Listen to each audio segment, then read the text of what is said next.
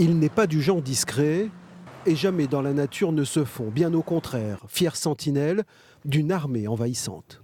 Il va produire plusieurs centaines de bulbilles, donc arriver à coloniser vraiment massivement tout un espace et ainsi empêcher toutes les autres plantes de pouvoir s'installer dans cet espace. Le choca vert surprend par son mode de reproduction.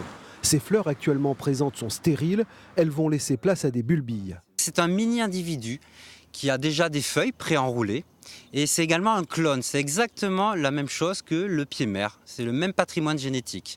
Le choca vert est originaire d'Amérique centrale. À La Réunion, dans le dernier quart du 19e siècle, il a connu une utilisation industrielle. La canne était en crise. Plusieurs usines ont alors été créées pour la fabrication de cordes à partir des fibres extraites des feuilles. Ça, tu travailles à des pour mettre le choca là. Quand il boit le feuille comme ça, il boit un côté. Il y a l'autre, il y a un côté. Après, il y a des vieilles à l'autre côté. Après, il sort en bas avec quelqu'un là comme ça, il trappe le fil, il met de l'autre côté. Après, un peu, il fait des bottes et il se va y mettre dans le bassin pour mire. Marc Michel Posé se souvient enfant avoir transporté des feuilles de choca pour l'usine. Le moulin Kader de la montagne. Kader, un des noms du choca.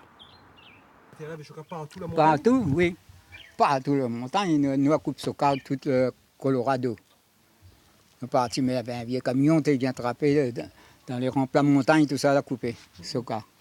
Cet octogénaire a été l'un des témoins pour l'ouvrage historique de Michel-Marie Moutou au Berlay, Moulin Kader, sur les traces du choca, le Cisal de La Réunion. Avant son utilisation industrielle, le choca servait à faire des habitations, des pantoufles et autres radeaux appelés zingades. L'ami, à l'intérieur du massac, est encore utilisé pour faire de la fumée quand il rote guêpe. Le moulin Kader de la montagne a cessé son activité au début des années 50. Le choca, qui vit entre 5 et 10 ans, met 1 an pour sortir son mât et semer ses petits vers septembre. Il meurt ensuite, après une unique reproduction.